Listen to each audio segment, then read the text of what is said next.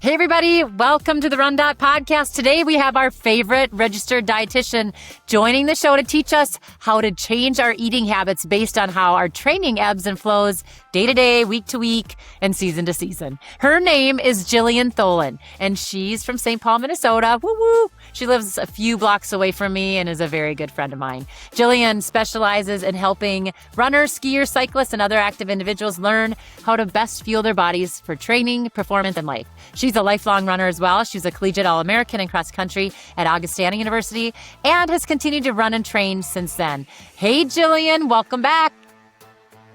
Hi, Carrie. It's fun to be here. Excited to talk. I know. I can't wait to talk carbs. But if you guys are new to the show or if you're just returning, I'm Carrie Tollefson. I'm an Olympian. I'm a broadcaster and your guide to the world of RunDot. We treat each show like a good workout. We'll start with the warm-up question, settle into the main set question or conversation, and then we're going to wind things down by having Jillian answer an audience question on the cool down. Lots of good stuff today, so let's get after it. This is the RunDot podcast, the running show that brings you world-class coaching with every conversation. Let's get started with today's warm-up. All right, Jillian, we're going to do the warm-up question. Are you ready for it? Ready.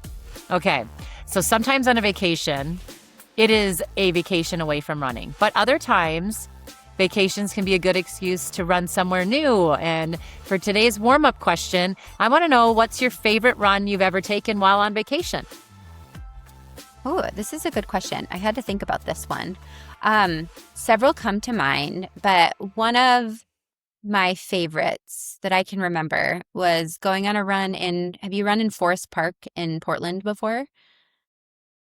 I don't think really so. wonderful, Maybe I have. huge park in Portland, Oregon. And I went on a run there with my husband, Ryan, and one of his good college friends a couple years ago when we were out there. And it's just so beautiful, so green. Like you could just go forever in there. Yeah. So gorgeous. Yeah. That's one that really came to mind for me. Yeah, Oregon does have some awesome trails. Like we race a lot in Eugene, so going on the Freeze trails are beautiful. Oh, I mean, those are great. I love running where we live. So to be honest, every time I go on vacation, same. I'm like, I want to just come home and run. But Yeah. I would have to say what came to mind for me was the Paris Olympics when I did the commentary in 2024. A couple of my really good friends, Katie McGregor, who is my training partner, is from Minnesota. She came over, and then Jay Holder was there too. And I didn't have any time to sightsee. So I think it was like 2 or 3 days out of that trip where we just went to see all the sights. And we were sweaty and we were gross in all of our pictures, but at least I got to see them. And now I'm going to have to take my husband back to actually go in, and see things. But that is a really good way to see a city or a country or whatever. Absolutely. Mm-hmm. I could not agree more. I love that about running. But then there are times where you just leave your shoes at home and you go lay on a beach and fully recover or whatever.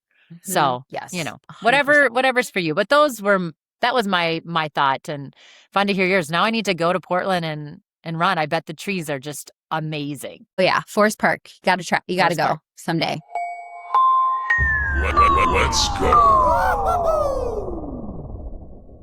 All right, Jillian. Well, we are going to get into the main set here. So we're going to talk about carbohydrate periodization. That is a fancy way of saying eating more carbs or less carbs based on activity level. So let's get into that a little bit. Can you unpack that for us? Yes. So if we think about our energy needs when we're training, right? I think a lot of people have questions about, or a lot of runners have questions about, how much do I eat when I'm, in the off season, or I'm running 20 miles a week versus I'm in the midst of marathon training, or I'm in your cross country season or your track season and I'm running 50, 60 miles a week, or I'm running these huge long runs, right? What do I change? How do I do things differently to match my training level? And of course, your energy needs are going to be higher the more you're training, right? But particularly when we think about the 3 macronutrients, right? Fat, protein, and carbohydrates, the one that changes the most to account for that increased energy need is carbohydrates. So typically protein and fat needs stay pretty stable, whether you're running 20 miles a week or 70 miles a week. It's our carbohydrate needs that really change. So that's what we're talking about today when we're talking about carb periodization. Yeah. So it's is weird though, because for me, this is like, we're pretty focused on this today. Carbohydrate periodization, not necessarily just fuel periodization, right? Right. Mm-hmm. Explain the difference a little Exactly. bit there. If I think about fuel, like that term, I think about overall energy intake, right? How many calories in general do I need to fuel my training and my basic body functions in a day or in a week or whatever, right? So that's, again, fat, protein, and carbohydrates make up our energy intake in a day. That's different than carbohydrate periodization, just in that our carbohydrate needs, right, like make up a part of that. But the carbs are what really change when our training changes, if that makes sense. I don't know if I explained that very well. I get it. I get it for sure. I think that what's interesting for an athlete though is when they get up and they like look at their scheduling, like on their RunDot app or whatever it is. Do you think that they should like think about that carbohydrate periodization then, and like what they're doing before the workout, maybe during if it's long enough, and then after? I mean, I think that's the main thing that we're talking about. Right. Yes. So when I think about carbohydrate periodization, I don't really think about dialing it in so much that we're really intentionally changing it day to day. It has more to do with how many hours of training are we doing in a week, let's say. Okay. Because the reason I don't like to dial it in so much day to day is because if we, for example, if you're running like a 10-mile long run one day, right? And you tailored your exact carbohydrate needs for that day, and then you had a rest day the next day and you were like, oh, well, I'm not really running today, so I don't need to eat as many carbs today. What we do is we undermine our recovery. So that's why we really need to zoom out and think about like, okay, what does my week look like? Not necessarily what does my day look like? What does my 3-4 week block look like? Am I in the middle of marathon training? In which case, like your carb needs are just going to be high. So I look at more like weekly volume in terms of mileage or hours of training per week when I'm thinking about carb periodization, rather than intensity or duration or mileage in one day. Is that helpful? That makes sense. Yes, for sure. So like when you are kind of thinking about your week, are there do's and don'ts for manipulating this carb intake? And I think you would say no, because if we could look at it all, we want to have it be kind of consistent. But I mean, like, do you plan it out in all of your meals and snacks? Like, what are you thinking? It's because it can get a little overwhelming for some of us that don't quite have the same mind as you do when it comes to this.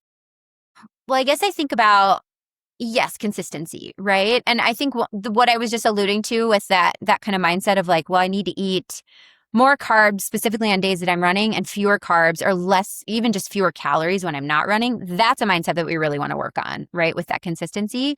When we just look at our whole, that mindset. Right, we don't want to be thinking that way, because again, that undermines our recovery. Our bodies are always recovering, particularly after in the middle of big training blocks, right? Even if it's a rest day, right? We still need a lot of nutrition. We need a lot of carbohydrates to help our bodies get ready for the next effort and recover from the last one. So that's why we don't want to necessarily intentionally decrease carbohydrate intake or energy intake on those days. And I guess to get at your question a little differently, yes, we want to be looking at every meal and snack and what we'll say proportion of carbohydrates make up that meal or snack. That's how I like to have my athletes think about it. Okay. So we can look at carbohydrate needs in a couple different ways. We can look at, the table of guidelines, right? That says, if you're exercising, let's say under an hour per day, this is the grams per kilogram. You need like 3 to 5 grams per kilogram of body weight of carbohydrate. Or, and up from there. I'm not going to go through that whole table on this podcast because that would just be too many numbers to conceptualize. And we're all so different. Yeah, well, that and everyone's training volume's different. What I like to also, a different framework I like to use with my athletes is something called the performance plate, which I'm not sure that we've talked about on this podcast before. I can't remember if we have. I'm sorry. But what that is more of a visual representation of what our plates should look like, depending on our phase of training or our training volume. So it's broken into 3 kind of versions: an easy or moderate week, or an easy or more like off-season week, a moderate week, or a hard training week. And they're all based on, all of the plates, we'll say, are based on a certain number of hours per week, for example. But let's say, just to give an example of this, like if you were in the middle of marathon training, you're training like 30 to 40 miles a week or more, you're training like 6 to 8 hours a week or more. For an athlete like that, what that plate looks like is 50% of every meal needs to be carbohydrates. So that's like half of your plate is rice, half of your plate is pasta. You have a sandwich and some pretzels at your lunch. And then, that 25% is protein, 25% is then your colorful foods. So it's broken down into carbohydrates, protein foods, and then colorful foods. But it's really the carbs that we're looking at. That's what shifts. So in contrast, right, if you are on an easier week or it's in the off season, your carbs might look more like 25% of your plate versus, and then maybe your protein and your colorful foods are taking up bigger proportions. Does that make sense? Yeah, definitely As we makes speak sense. through that. But so now I have this visualization of the plates. So Right. when you have a lower intensity week or training block, a higher intensity week or training block. So tell me a little bit about the periodization then of carbohydrates. Like when do we have 50% carbs and 25 and 25 of the others? Is that all the time, every time we're eating, or is that just before a big workout? Okay. Yeah, it is. It is always. It's always. Like when I look at my guidelines that I use with athletes, like for kind of like that hard volume where you're always going to be eating 50% plus carbs in your meals, that's like more than 40 miles a week, typically more than 8 hours of training per week, which is like 1 to 3 hours a day. It doesn't take much to get up there, right? Any long run day, like a high intensity day, double training day as well. But again, like I don't really look at the individual days as much. I'm looking at like globally, what does your week look like? What kind of a training block are you in? So in that case, to answer your question, yes, we would be thinking about every day. This is every day your intake should look like that. One of the things that changes when you have like a rest day, for example, let's say you're in the middle of marathon training and you run 6 days a week and you have your Sundays off or Mondays off or whatever, you probably are organically going to get a little bit less from your snacks because you're not having a pre-run snack if you go in the morning, or you're not having maybe that post-run snack. But you might also be hungrier at your meals, so you're probably still going to be eating a similar amount. So anyway, I always think too about how we still want to rely on our body's cues. If we're still hungry, right, outside of our performance plate, if we're still craving more carbohydrates, we listen to that. If we're still hungry after a meal, we have a snack, right? So in that way as well, we're not being so kind of calculating, as in like, well, I did my long run today, so I should eat more, and this is my rest day, so I shouldn't be eating as many snacks, or I'm still hungry after this meal, but I shouldn't be eating. And that also helps us, I think, maintain our carbohydrate intake as well when we're able to listen to our bodies. Well, and I think a lot of people think, oh, it's 12 hours ago. It's not affecting me anymore. It's already out. Totally. But that's not true. Right. Not necessarily. I always tell people when we think like that, because we're so trained to be like, well, how many calories do I need in a day? How many carbohydrates do I need in a day? How much protein do I need in a day? We do not just reset to zero at 12 midnight, right? Especially if you're an athlete who's consistently training, your body is still recovering from that effort you did yesterday, right? So your metabolic rate is maybe still elevated. If you're a little bit sore, that's also always a sign that your body is working on repairing something. I always remind myself of that. Like if I'm sore, I'm like, oh yeah, well, it makes sense that I would be hungrier because my body is obviously repairing my muscles, right? So sometimes we need a little bit of those reminders to be like, yeah, it's okay to eat. It's fine, right? We don't need to. Hunger is not something to be figured out always, but it is something to respond to. So again, like we never know what our bodies are doing for us in the way of recovery or any other thing that they're working on, any other bodily function. So yeah, we don't just start over at zero every day. We never know. I think this is fascinating because yes, we do need to listen to our bodies. Yes, we do need to like listen for those cues.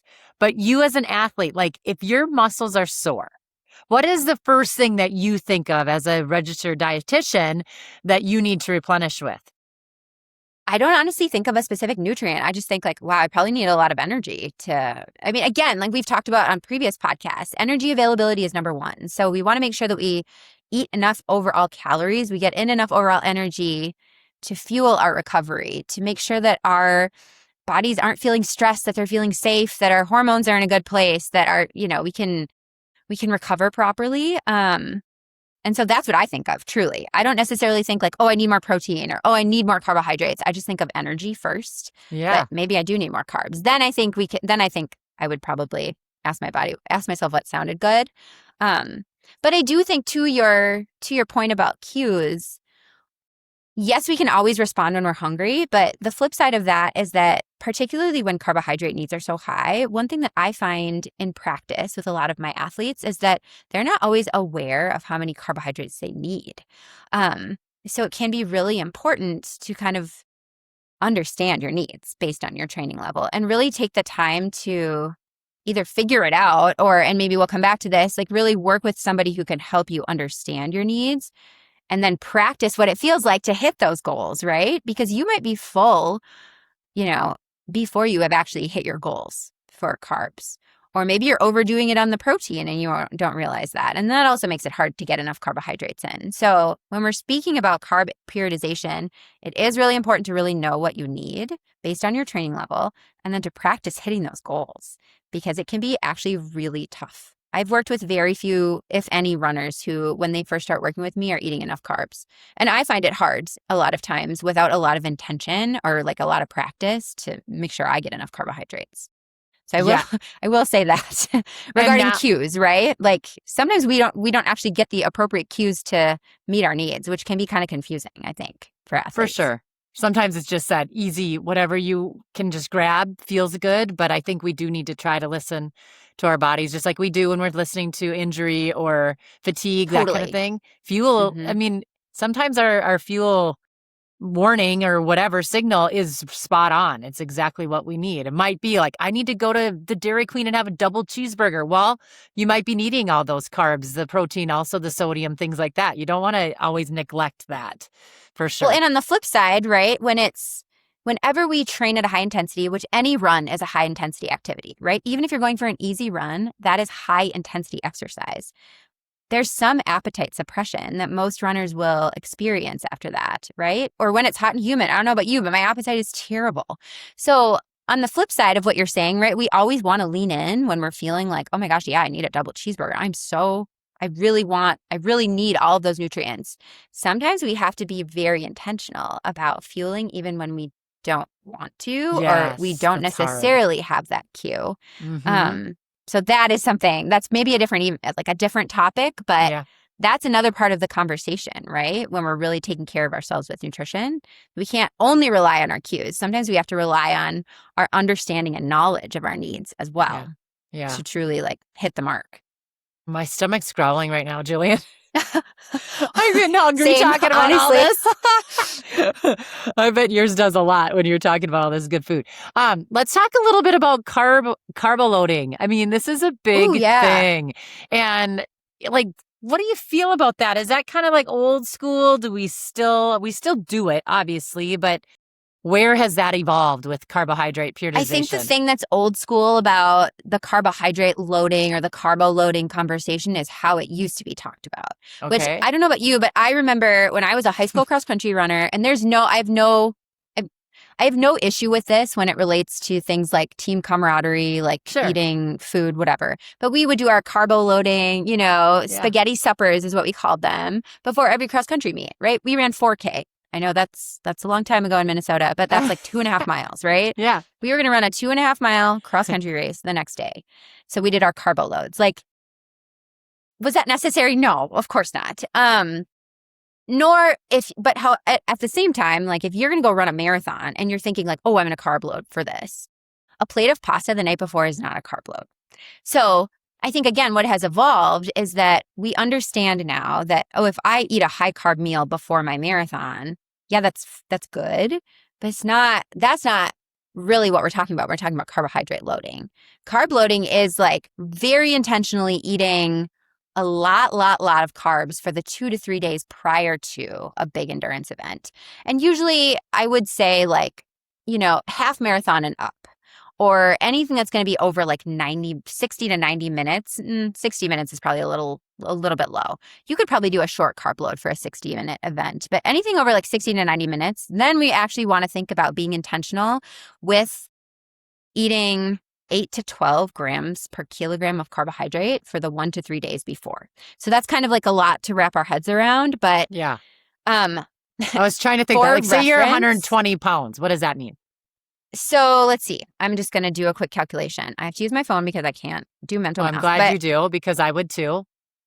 So if I say I'm a 120-pound runner, let's say 120 divided by 2.2 that's how I get my kilograms of body weight. Okay. So that's like 55 kilograms would be my weight.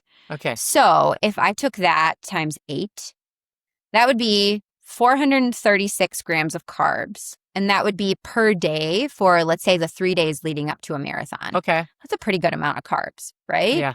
But that's the low end, right? So let's see, if we took 55 times 12, the high end for me would be 660 grams of carbs.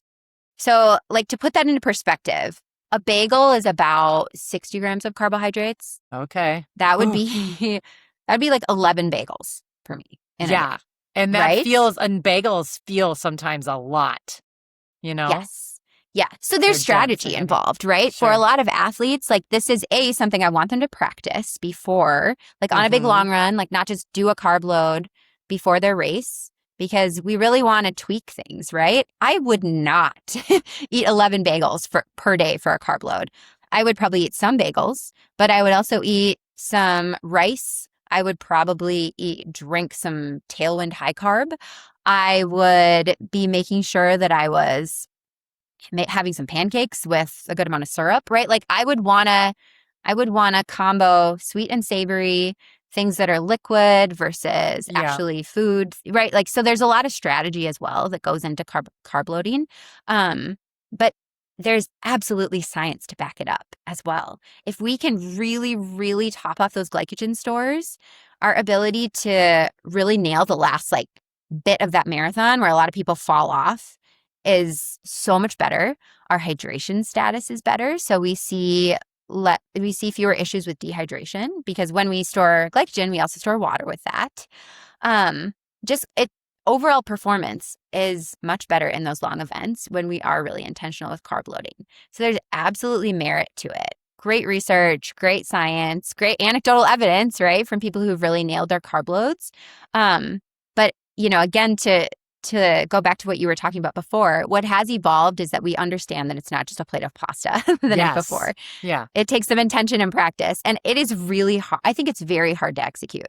Like, a lot of people, when they do a good carb load, by the end of their period of time, they're just like, oh my God, all I want is like a carrot and a steak. Like, you just like don't want to see another carb for a long time. Yeah. That's a really good sign that you have nailed it. Your carb load. I've heard that. And you almost feel a little like puffy. Yeah. Yes. And that's from water retention, literally, right? Like, which doesn't feel great. I think a lot of times body image wise, even, it's just like, ugh, I don't like the way this feels. Yeah. It is very much for a functional purpose. You will definitely feel different after your run, after your race. But yeah, you're absolutely right. That's also another kind of like side effect of that a good carb load. And the science, a lot of people know this, but the science behind a carbo load, like on a marathon, for instance, where do we really go into those storage? Like, where do we need that carb? Is it the end of the race?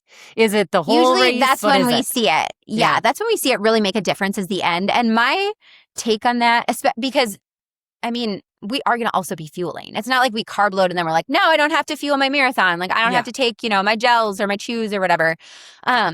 But at the end of the marathon, one of the things that happens so frequently is GI issues due to dehydration or cramping due to dehydration. So I actually think that one of the biggest, and this is like my theory, to be honest. Okay. I think that one of the biggest benefits of carb loading is actually hydration status is so much improved. And that is why we see people really nailing the end of their marathons. Because when you get dehydrated at the end of a marathon, one of the things that becomes more challenging is taking in your nutrition. So not only is it harder to just like take down fluids, but we have more GI issues due to the dehydration. It makes it harder to continue fueling. When your hydration status is better, you are going to be able to continue to fuel more proper, like easier, right? And you're just not going to hit that wall then, right? From hydration or nutrition, fueling standpoint at the end of the race. That is my theory as to how it really helps in those latter stages of a marathon or a longer race. So, Jillian, do people hire you just to kind of help them through their training block and their race, as well as for, just lifelong nutrition? Yeah, I would say like a lot of athletes have a specific, I'm training for this race. I'm going to run I have someone right now who's training for the Superior Marathon on the Superior Hiking Trail in September, or like the Twin Cities 10 Mile or the Twin Cities Marathon or CIM, or, they have these big races that they're training for. But over the course of a training block, we're working on day-to-day nutrition foundationally, right? Not only are we kind of mapping out like, okay, yes, we want to be aiming for like 60 grams of carbs per hour, or this is our fueling and hydration strategy for long runs and race day, or this is our, pre-race meal that we're going to practice, or this is our carb load. Like we practice that really race-specific stuff in the months leading up to the race, but also we're talking about day-to-day nutrition because as we have talked about today, that's actually what turns the needle on like a really good race performance, right? Because then you're not getting hurt. You are recovering more optimally. You're more thoughtful about your nutrition. You're hitting not only like your carb goals every day, but like you're making sure that you're getting your protein in and your fiber. And so that is kind of those lifelong habits that come back to the day-to-day that also then support your training and your best performance at your race because you have good energy availability and you're feeling good and you're recovering and you're responding to your training. So it all really goes together, which is again why like, as you kind of ask like, is it training or is it kind of just like specific to just every day? It's really helpful to work together for like 4 to 6 months. Yeah. Not just like, well, I have this race coming up, so I'm going to hire you for like the month before, or I'm just going to talk to you one time about what I should do before a race. For some athletes, that's really appropriate when they've really done the work and they know that they've nailed their day-to-day and their long run and their preparation for like their whole training block. But a lot of athletes do best with like just that consistent setting little goals, understanding on what they're working on, setting the foundation, and then really building on that over a series of months. And then, they nail their race and they're like good to go, right? That's always my goal with athletes too, where we can work together for a chunk of time and then they feel so confident that they just got it. And they're like, yes, I understand now. I so understand the value of the day-to-day and what I need to prioritize and how to tweak things for races and how to carb load, that they're just like good to go. They don't need me anymore. It's always my goal. Like I love my athletes, but I don't want them to keep needing me. You know what? I think when I'm just watching you speak about that is the day-to-day, the lifelong journey in nutrition, but also now like we have kids. I look at my children and they're so busy and they're playing, baseball games, multiple a day, or they're at camps and they're gone all day, like knowing how to fuel myself, but then also how to fuel them who are probably like, they're probably working out more than I am. Like that's what it's so helpful having a professional like you to be able to tell us. And then maybe we use that in our household. Well, I think we maybe have touched on this before too, but regarding like the carbohydrate periodization for an adult athlete, which is what we're speaking to, sometimes I get questions about, well, what is this supposed to look like for, like if my high school athlete is, training for their season and they have easy days, moderate days, hard days, should their plates and their proportion of carbohydrates, protein, color, should that change just like mine? The answer is actually no. A high school athlete, their needs for carbohydrates are so high at all times that it's always a hard plate. It's always 50 to 65% carbohydrates and then your fist of protein and your color, right? Get that on there somehow.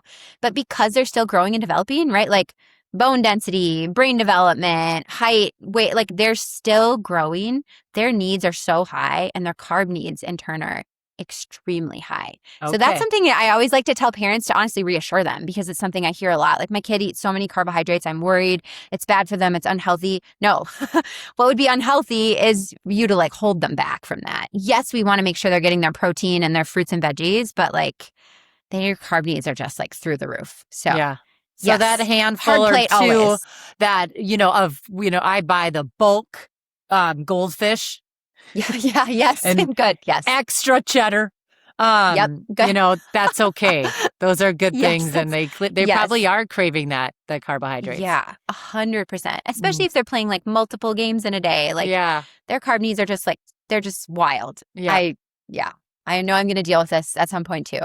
For sure. Yeah. Carrie, my 2.5-year-old ate an entire punch pizza the other day. Can you believe that? Like, he is for growing anyone not so from fast. Minnesota, that is like a Neapolitan style pizza. So He's good. 2.5. Oh, I was so impressed. I was and just he like, kept it down and didn't come back up. Oh yeah, he was like good to go. Oh, well, he's got so impressed. Yeah, he's on the move. I mean, that's a whole second workout for you. Just I have counting no the idea steps how we're after going to him. keep him fed when he's like 15. I love it. How can people get in touch with you, Jillian? My website's a great place. There's a contact form. You can see all the ways that we can work together if you're interested in that. Like I said, I love to work one-on-one with athletes for like 4 to 6 months at a time. That's my bread and butter. But you can always just contact me if you have any questions via my contact form too.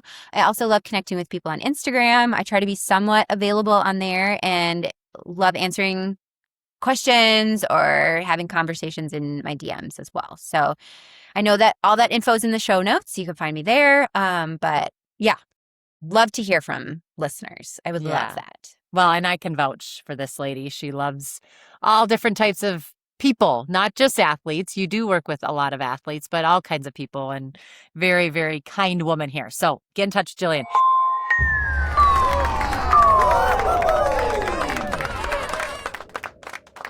We have one more question for you. We have the cool down question. And it's coming from one of my very favorite places in the whole U.S. It's from San Diego, and this is Avery. They write, my kiddos eat a lot of fruit. So naturally, with it in the house, I have a good variety. I've heard it said that grapes are mostly just sugar bombs and should be avoided. This is new to me. Not sure if it's true or not, they say. So overall, curious if there are fruits that are better for runners to eat more of, and if there are some that should be avoided. Ooh, I would say eat all of the fruit your heart desires. No reason to avoid any fruit. As I often talk about, all food is good food, right? There's no food that is bad or off limits or should be anything that should be avoided in general, if you like it. And everything is part of a good balanced diet. So especially I've heard some of this rhetoric in the past as well. Like even just, I've actually heard people say I heard I should never eat fruit because it's high in sugar. Please eat fruit. Fruit not only gives us carbohydrates, but it also is such a wonderful source of micronutrients, which we love. Fiber, so important. And hydration as well. That's a fun bonus that we get from fruit. You don't have to avoid grapes. Grapes have polyphenols, antioxidants, fiber, again, hydration. They have carbohydrates as well. But as you know, after listening today, not only do your kids need a lot of carbohydrates, but so do you. Mm-hmm. Carbs are carbs, right? If you get them from a banana, if you get them from your grapes, if you get them from your rice, your pasta, you need all the carbs. So please enjoy your grapes if you really like them. No need to avoid. Thanks for listening to the RunDot podcast. Help us out by leaving a rating and review on your listening platform of choice. For more opportunities to learn from our coaches, check out our YouTube channel and follow RunDot Training on social. Ready to train with us? Head to rundot.com and get started for free. Until next time, happy training.